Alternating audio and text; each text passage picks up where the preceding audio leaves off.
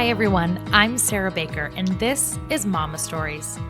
I created Mama Stories after seeing how impactful sharing stories can be in overcoming the challenges of motherhood. I am where I am today because of the stories of so many amazing, strong mamas, and I want to share that with every mom I can. So follow along to laugh, cry, and be empowered. Thanks for tuning in to today's show. Have you heard about how we are changing the story for moms? Mama Fund is a nonprofit organization that is dedicated to providing products, services, and education to moms in need. So check us out at mamafund.org. All right, welcome to the show today, Shelly. Thank you for joining us, Shelly. Yeah, thank you. I'm so excited. I'm so nervous. Well, don't be nervous. You're going to do great. I'm sweating. Well, forgive my voice. I apparently can't hang out with my dad anymore because he took me to a dueling piano bar, and now I feel like I can't talk. But your dad sounds like fun. It was fun. It was a good time. All right. So, Shelly, could you tell us a little bit about who you are? Yeah, so I am 30 years old, which sometimes I have to think about. Isn't that weird? Like, I feel like once you hit 30, you're like, wait, how old am I? I can't remember. Yes. I have a 7-month-old little boy. His name is Ryan. I am married to my husband, Matt. We've been married for, this is going to be bad because I'm not positive. I think it's our 5-year anniversary in October. I'm Well, not congratulations. one of those women who's like, yeah, I'm like the one who would forget, not him. Kind of like the opposite of what you would think. Usually the husband forgets. No, not on our end. He's the organized one. I'm the hot mess. So yeah, 5 years in October. Let's see.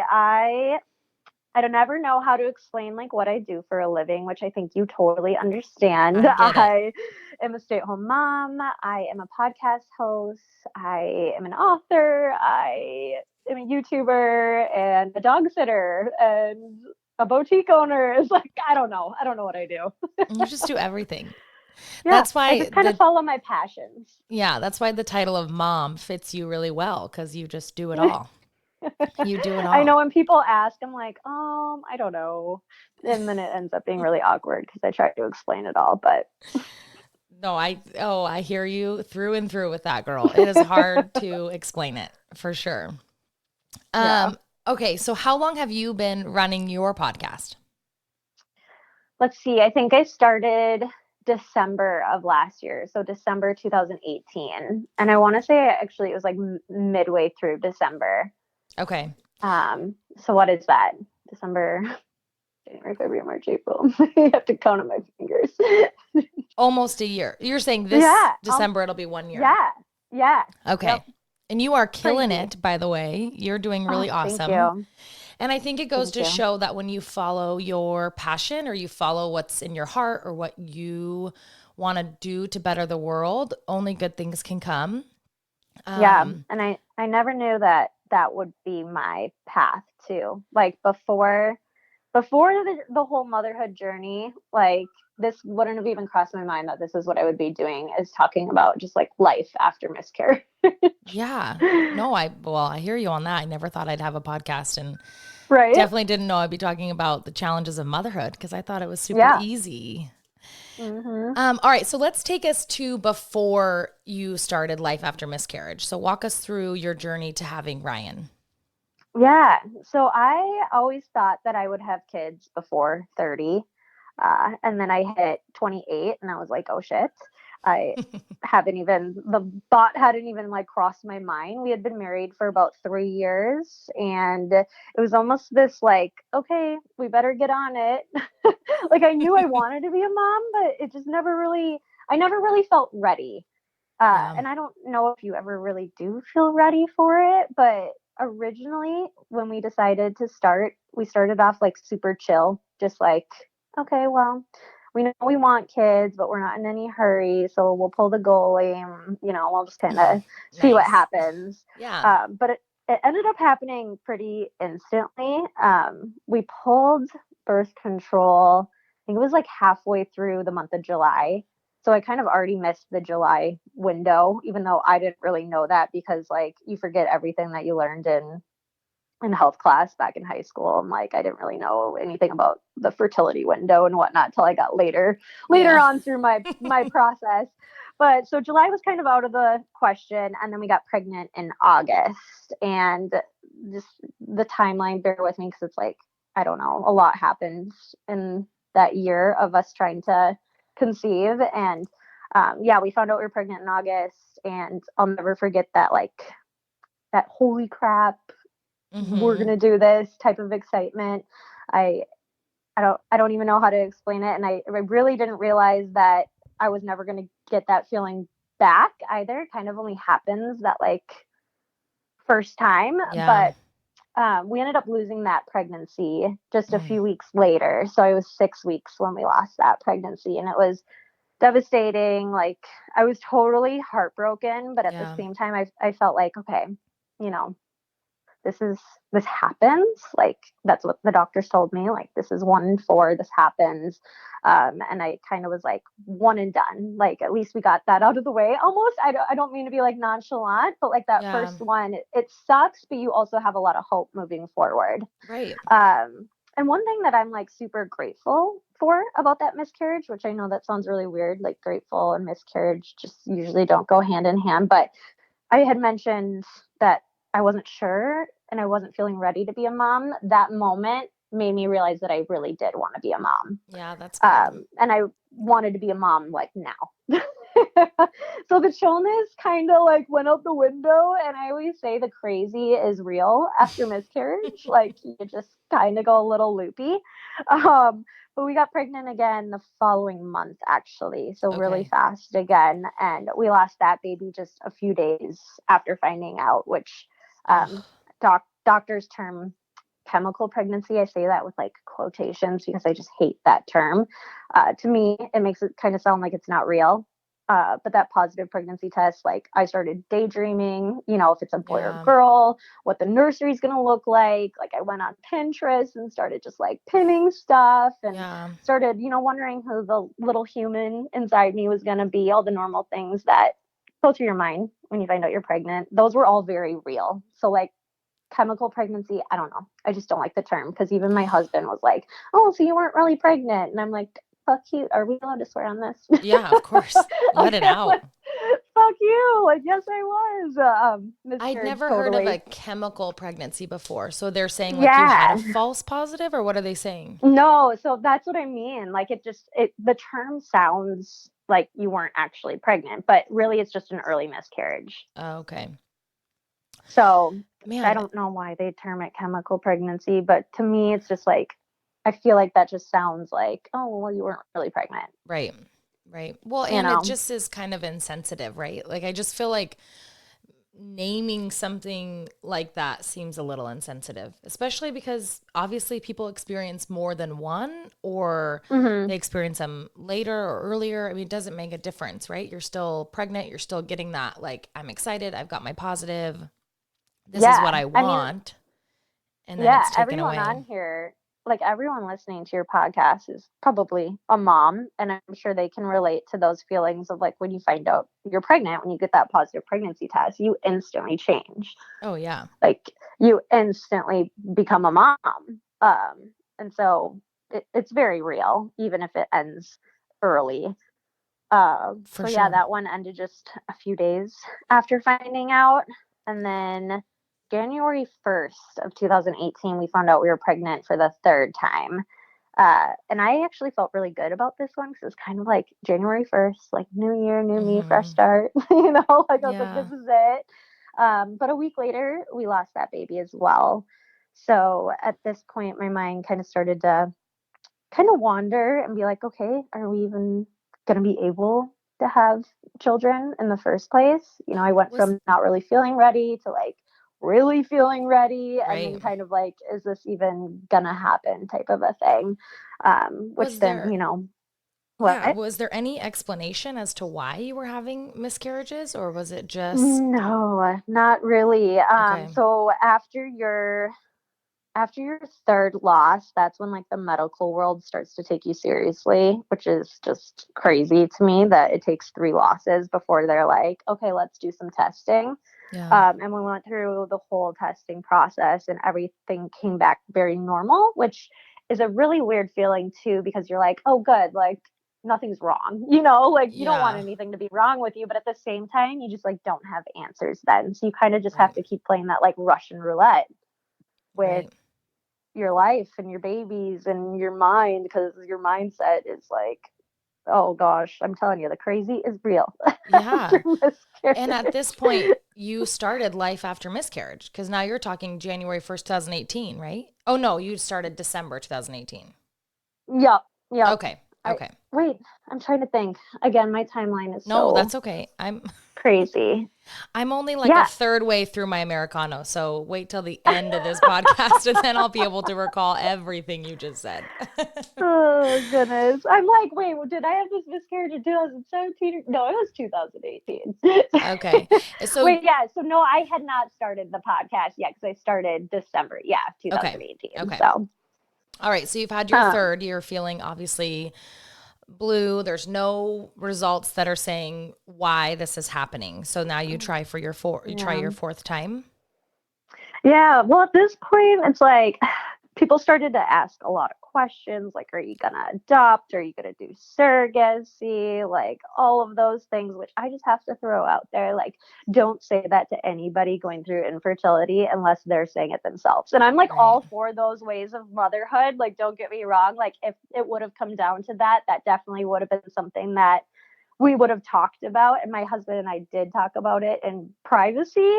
But when other people bring it up, it's like very discouraging because Yeah. it's like, okay, you clearly don't have hope for me. I'm trying to have hope for myself. Like, Well, and like you kind have of to, kicking you when you're down. for sure. And I'm sure their intentions are like, we just want to help you solve this Oh yeah. problem. But you're kind of Hmm. like, wait a second, I want to solve it this way still. So like let's not talk Yeah. about all these other options just yet. Yeah. Exactly. Mm, So yeah, we go through all the testing, all the questions from everybody, because at this point everybody knows we're trying to get pregnant, because we've been pregnant 3 times, and I'm somebody who can't hold secrets, and I just tell everybody when I'm pregnant. And we end up getting pregnant for the fourth time. I think it was in May, maybe. Yeah, May.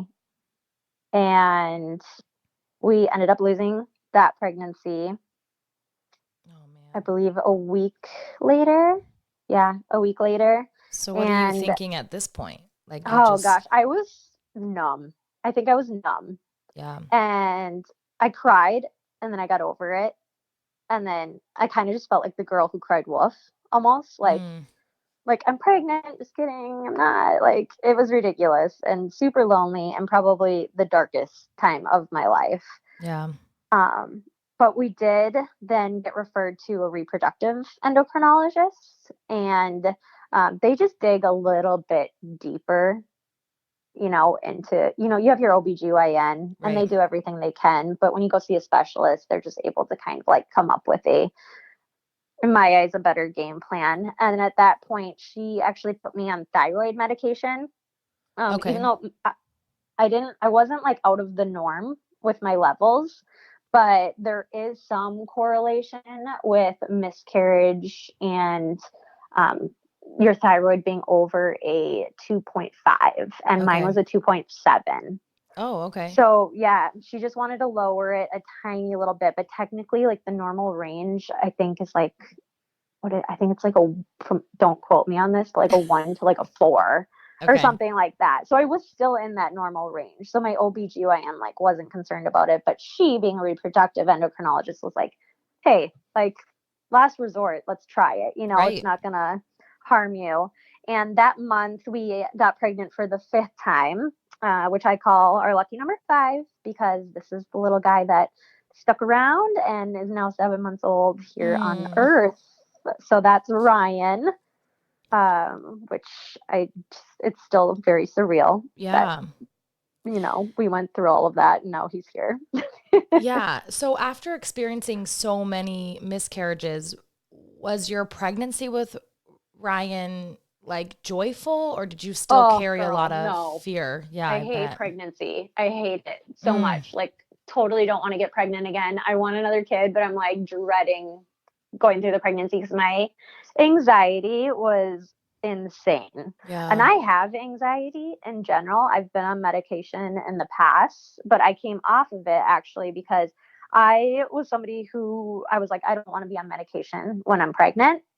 I didn't know we were going to go through all of that either, and that was going to Right. like enhance my anxiety as much as it did. So I did end up going on a low dose of Zoloft with my fifth pregnancy, which is Ryan. Yeah, as somebody who didn't want to go on any medication, literally my nightstand ended up being like its own little pharmacy. Isn't that like the beauty of motherhood though? Like we always are like, I would I never know, do right? this. And then you're like, crap, now I see why moms do and then that. and then you just have to survive, and then you're like, I just got to do what I got to do, man. Yeah. So yeah, I had progesterone, baby aspirin, a folate prenatal, thyroid medication, and Zoloft. Yeah. You were So like probably wanting to feel comfortable and not having to worry as much as you already are about other yeah, things. I mean, you got to take care of yourself during that time. yeah, and just goes to show you can't plan everything in No, life. you can't. So yeah, we had Ryan at 38 weeks. So I was actually induced. Okay. So I was induced because of my blood pressure. But we are pretty sure, including my doctor, that it was actually just like white coat syndrome from, the anxiety Right. after everything.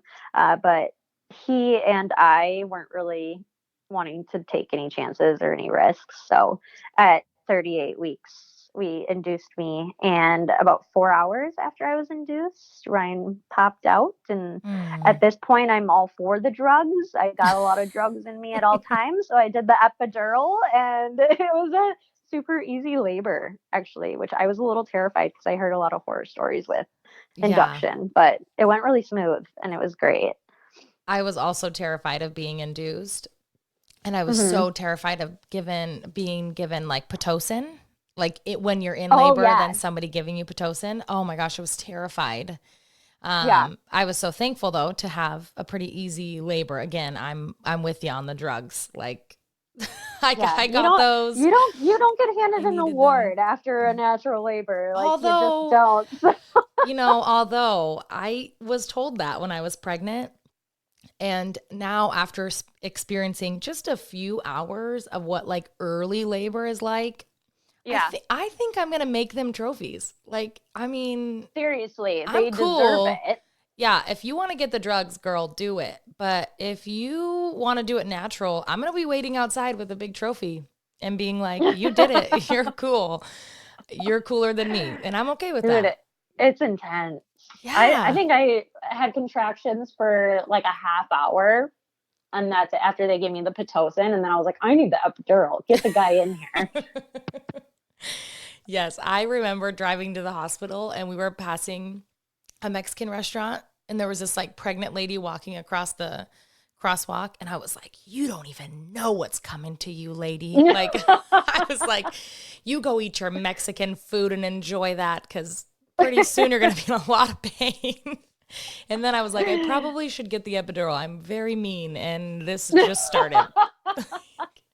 I'm going to lose a lot of friends tonight. So I'm going to need those drugs. Yeah, and once I had the epidural, like I didn't feel a thing. Yeah. Like not a thing. Mine worked. I've heard people like, oh, it only worked on one side, or like mine worked and it was great. Mine actually, I So guess, only worked on one side, but I didn't feel pain. Like I would never be like, I okay, felt pain. I just could feel like tightness every so yeah, often. Like pressure. that's all. It was not painful by any means. So I could like feel myself contracting, but I definitely could Hmm. not feel a contraction. I feel like I would Yeah. never be like, oh, I felt a contraction because I don't feel like I deserve that. I did kind of feel it. It just was not painful. But Yeah. Yeah. It's it's a crazy like I I don't want to ever do pregnancy again. Obviously, I have to because I want another child, but I would do labor any day, which sounds really weird. Like, I just thoroughly enjoyed it, and like, fingers crossed that it goes as smoothly next time, because Yeah. I know it's not always the same. Like, it could be a totally different experience Yeah.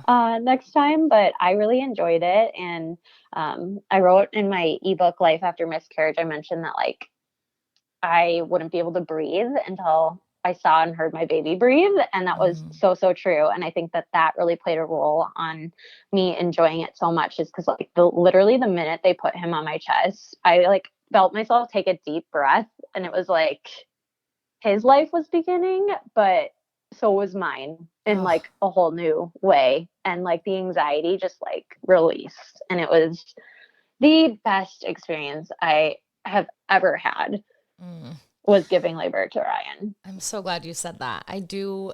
I have no clue what it's like to go through like a stressful pregnancy due to loss. And I know how overwhelming that feeling was for me. I could only imagine having, loss after loss after loss, and now life, just the overwhelming feeling that must be, and how empowering and inspiring and also scary that is. Yeah. And one thing that like, I feel like miscarriage prepped me for was like the toughness of motherhood. Like motherhood is actually like really hard, like sleepless nights, crazy schedules, like constantly catering to somebody else. And miscarriage prepped me for that, because miscarriage was, I have to say, it was 10 times harder than motherhood is. But I struggle with like the in-between life. And I don't know if that makes sense, but like I have a hard time complaining about motherhood because I fought so hard to get here. Although like I want to complain about, you know what I mean? Like, yeah, no, I like hear there's you. times where I'm like, I want to pull my hair out, but I feel like I'm in this in-between world where like I can relate to the infertility side of things, and I can relate to motherhood, but I can't necessarily fully relate to either. Right. And it's really weird. Well, and I didn't have a lot of struggle. Like my pregnancy was super easy. I got pregnant really fast. I had a really great delivery. Like everything was really good. And usually I don't even talk about it because I've always kind of felt bad about that. And then obviously going into motherhood was a really dark time for me. So that's kind of when my struggle or challenge came into play. But for me, like doing this podcast, when I meet moms who have struggled to have kids and who've had kids with disabilities and have had kids who have grown up and, certain tragedies have happened, when I listen to that makes it hard for me to complain. But also I try to remind myself that it's okay to have a hard day. Like my hard is my hard. Like my level of challenge and my level of this is difficult just might be different to another mom. And so it's okay that I have that difficult day. It's just important that I remember that in perspective, I have it pretty good, Yeah. But it is so hard because I totally know what you mean. Like there are moments that I'm like, I could pull my hair out. And then I'm like, but Sarah, you're so lucky. Like stop. Yeah. And I know. But then you're like, but I still want to pull my hair out. So what do I do? How do I do this? I know. It's How do I such handle a this? weird, like, I don't even know how to explain it. A weird spot to be in life where you're like, you're loving something so much, but you're also like, yeah. And you're feeling really lucky, but you're also kind of feeling sorry for yourself. Yes. That is like, yes, there you go. That's like every day of my life. I'm like, oh, this is so great. And then I'm like, can somebody please just recognize how hard this is? Like, gosh, this is really hard. It is really hard. But you know what? I think that is like the beauty of motherhood, because it's this really difficult thing that we do. And most moms do it really gracefully. And also they have their moments of like, no, this is really hard. Like I might be able to hold it together when my kid's having a tantrum at the store, but it's really difficult. Like internally, I'm really having a difficult time with this. So I just think that mothers are so awesome. Mm-hmm. When was They really Ryan are. born? What month was Ryan born in? February. So February. February 11th of 2019. Okay. Okay. Yep. So And I get that wrong. Isn't that horrible? Like as doctors, like when I go to the doctor, I always write February 12th and then I have to cross it out. And I'm like, I feel like an awful mom. No, that is hilarious. February 11th, though, is a special day. That's the day my husband proposed to me. Look at that. Really? Yeah. Oh my gosh. Yep, that's our proposal anniversary. So that's a special day. Very cool. Okay, so you had already started life after miscarriage then.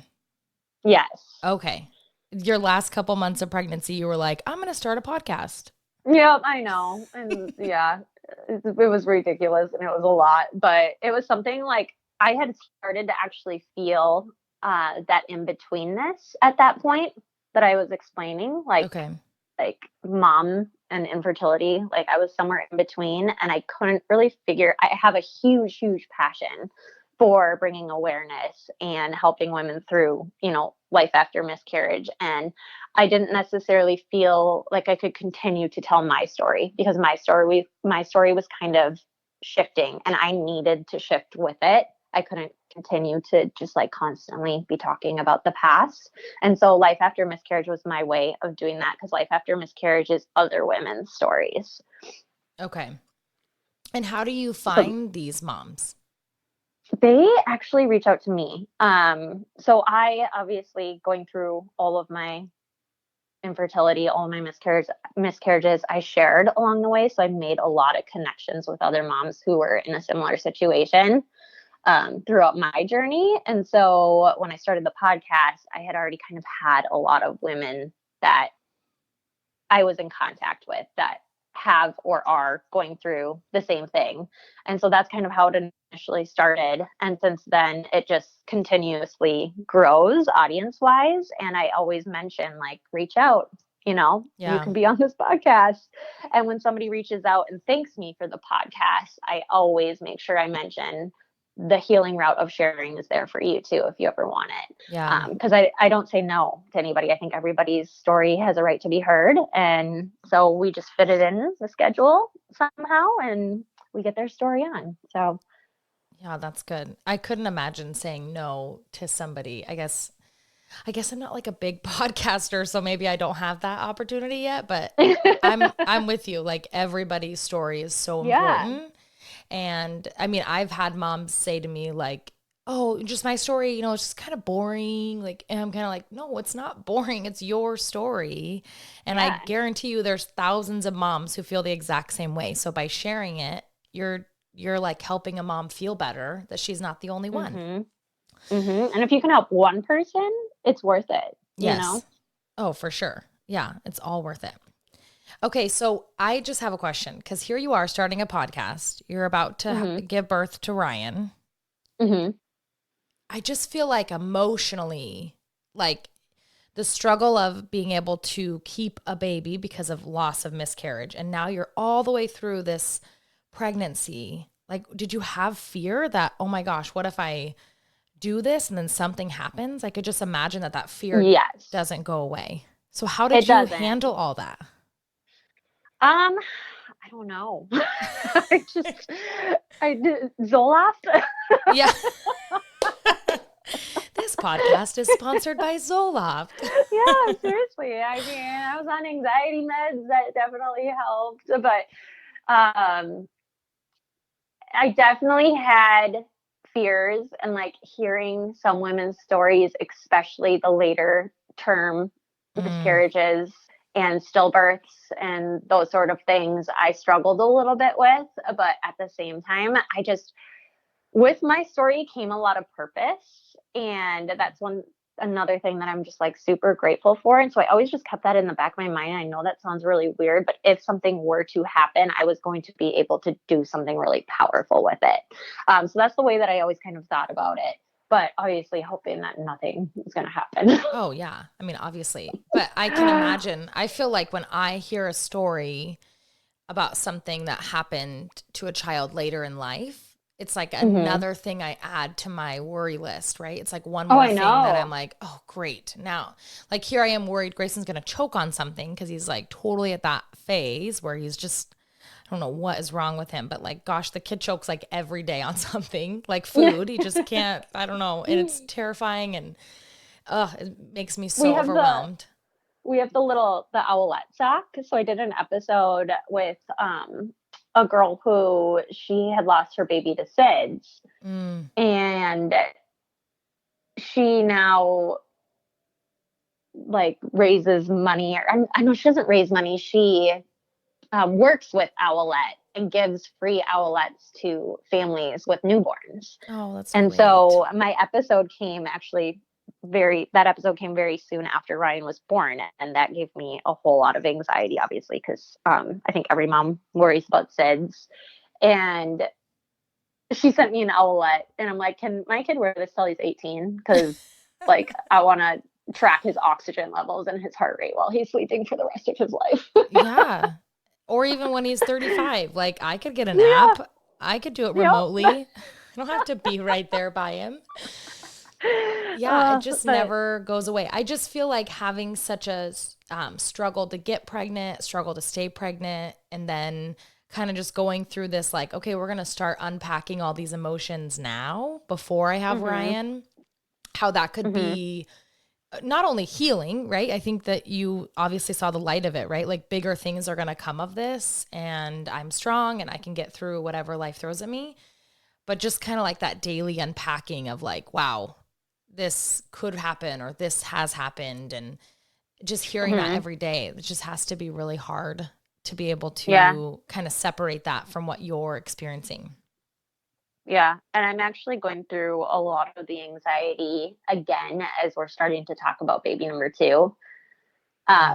Things are just kind of emotions and stuff are getting brought back up and the PTSD is real. And I'm like absolutely terrified. Are you going to start trying soon or do you want to wait till Ryan's older? Well, that's something that we're struggling with because obviously we're not naive anymore and we know what could happen. And like we used to be like, oh, we'll get pregnant in the fall and then we'll have a baby. And, like, well, it might not work that way. And now we know that. And so we go back and forth on the daily, like, should we start trying? Because what if it takes us as long as it took us last time? But then what if it doesn't? And then we have a 7-month-old and, I'm pregnant. Like, I don't know. Like, we struggle with that every single day and have that conversation every single day. And the answer changes every single day.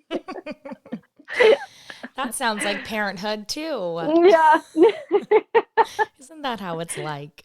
Oh, yeah. That is hard. I wish I had an answer to help you, but I know. I wish somebody could just be like, oh, you're going to get pregnant and you're not going to have any problems. And then I'll be like, okay, I'll wait a year and a half then. Yeah, that is so hard. It's hard to make that decision. I know Dustin and I are definitely like a one and done family.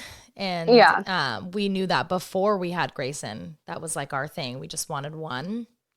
But there's definitely times when I'm like, wait a second, maybe this isn't a good idea. And so we are like constantly going back and forth. And I'm not kidding you. The data is infinite. It's like you could put down a pros and cons list and it would go 3 miles long, like on both sides.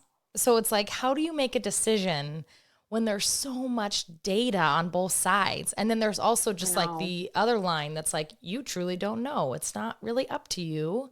And I know. Who knows what's going to happen? Yeah.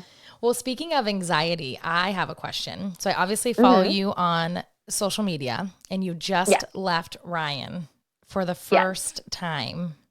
And not only were you leaving him for the first time, let me just be very clear. When I first left Grayson, it was terrible. Like tears, terrible. Did not enjoy it as much as I should have. And then we just left him for a second time. And I was like, bye.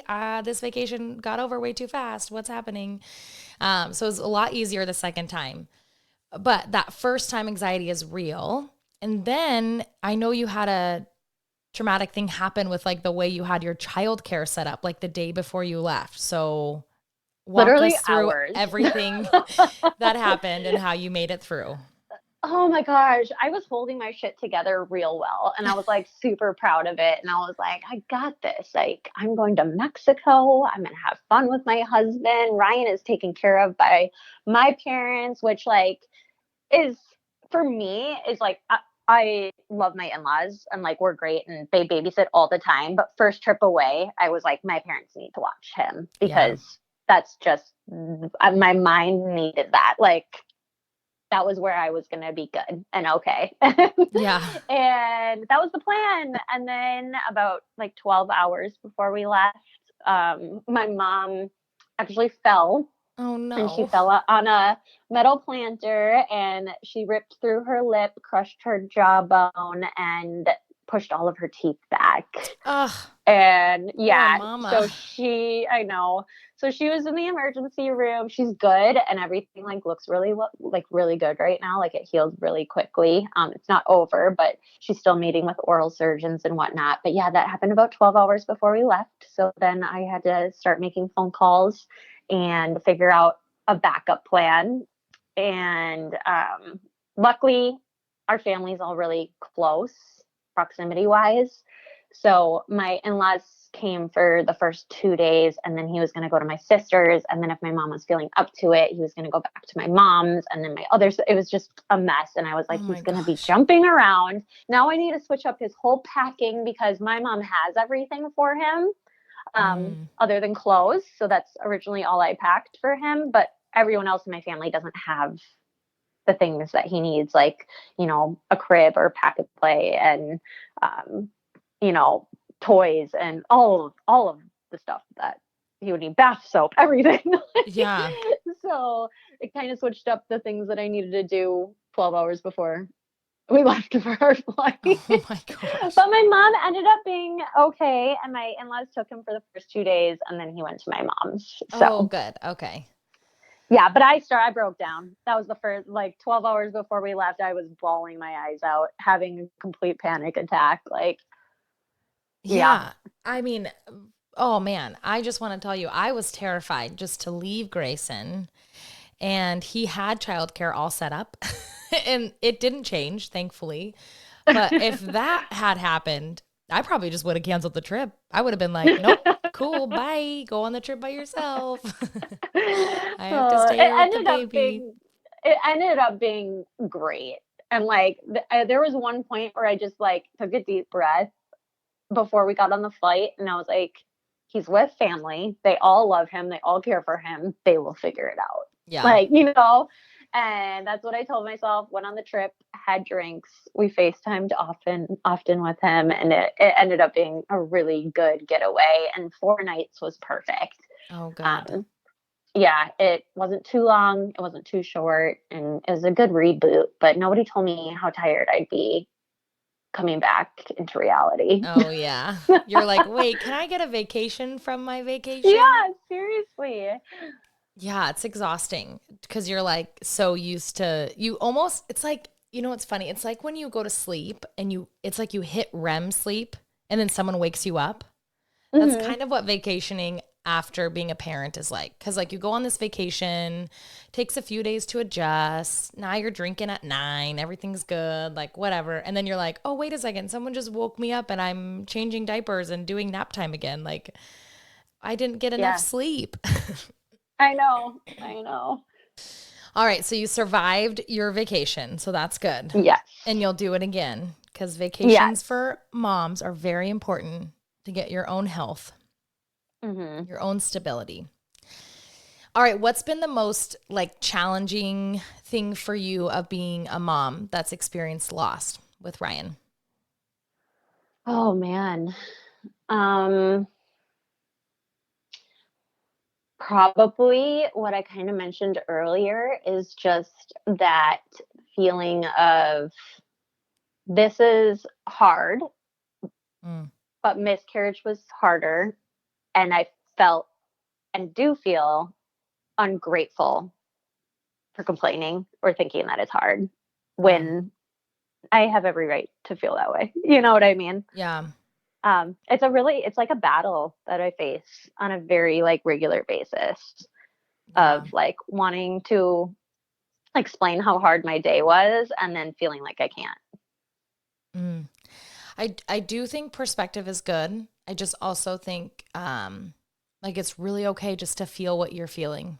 Like you have to be okay with your emotions about something, because it's people will always tell you how they feel about something or what their opinion is. And I just think it's really good and healthy to be like, okay, how do I feel about this? Like, what am I doing and how do I feel about what's happening here? Because it's really all that matters, you know? And you know what? I will tell you, this is very recent, this like whole thing I'm working on about like how I feel.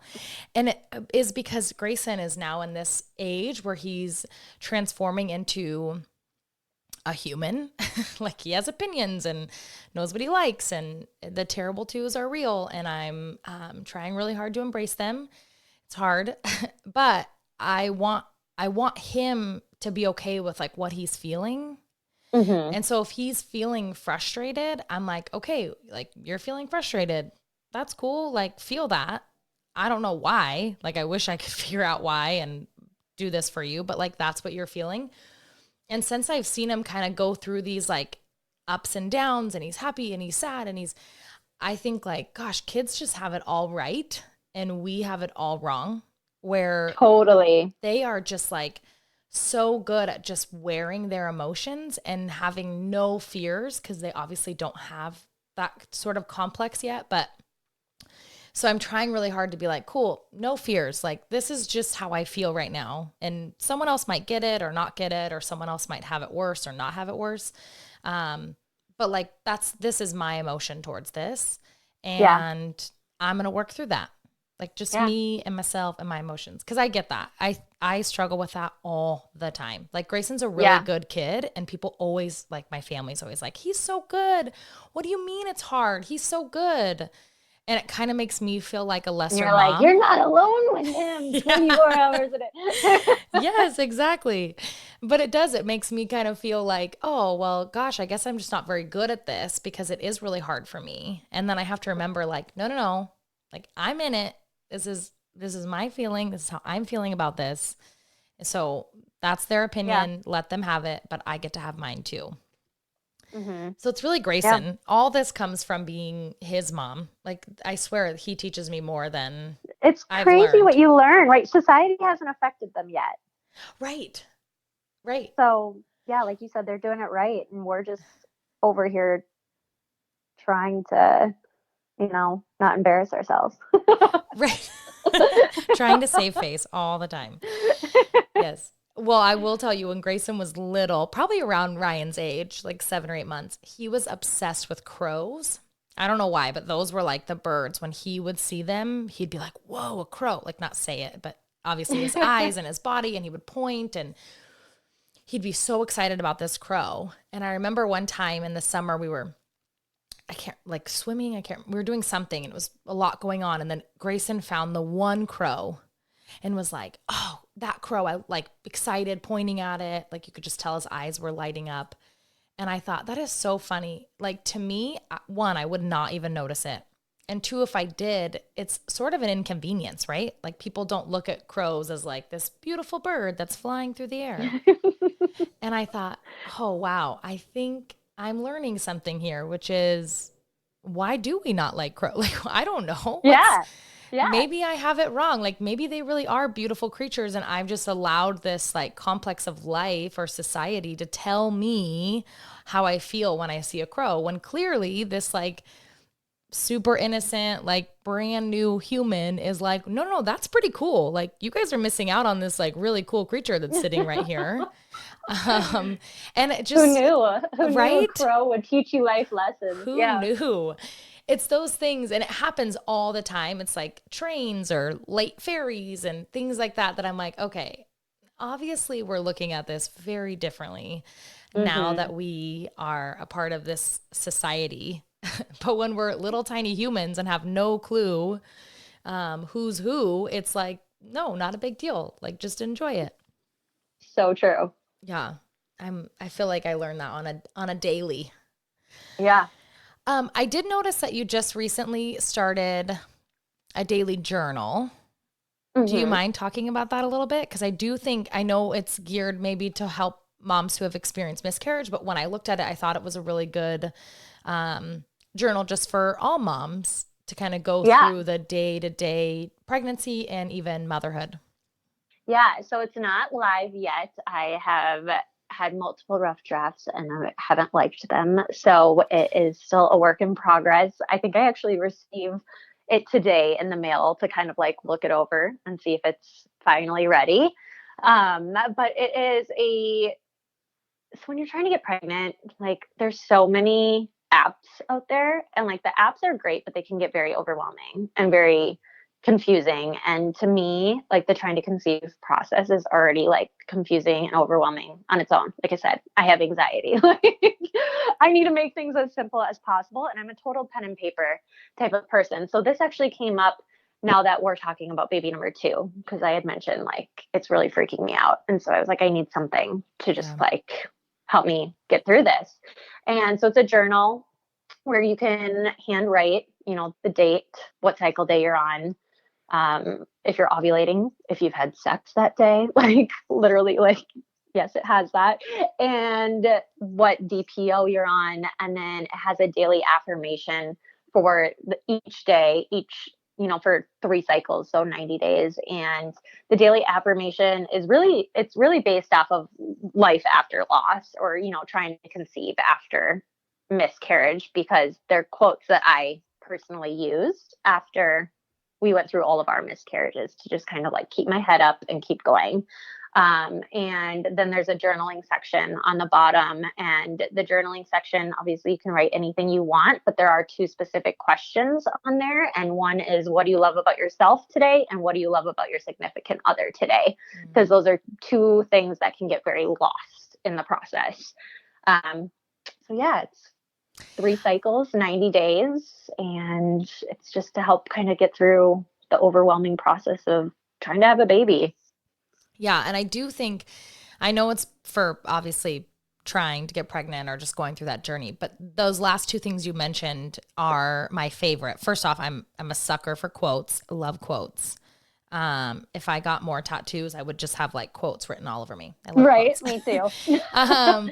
And I like the ability to express yourself, but I do think that even after having a baby, maybe you had a traumatic, journey of getting pregnant, maybe you had a traumatic pregnancy or birth, but that last part of like, what do you love about yourself and what do you love about your significant other is so important. I love that you added that in there, because moms need to love themselves and they need to recognize that their partners love them too. Mm-hmm. And I think when you can say like, this is what I love about you, it helps you love them throughout the day when things get hard, which then Mm-hmm. in turn helps them love you back. And Yeah. It's just a I quick would little say, reminder. yeah. And I would say life after baby in marriage is just hard, like Yeah. you're so focused on this little thing, and then you enter into these toddler ages where there's like real parenting that has to happen, of like, Mm-hmm. how do we discipline? How do we do this? And it's not like you have time to go on the field, right? It's not like, oh, tomorrow Grayson's going to enter into this tantrum that's going to happen. So how should we handle that? Like, no, it doesn't happen. So like sometimes in the middle of handling something, you're like, wait a second, I wouldn't do it like that. Or, oof, that's not a good idea. Yeah. That's not the way I want to parent.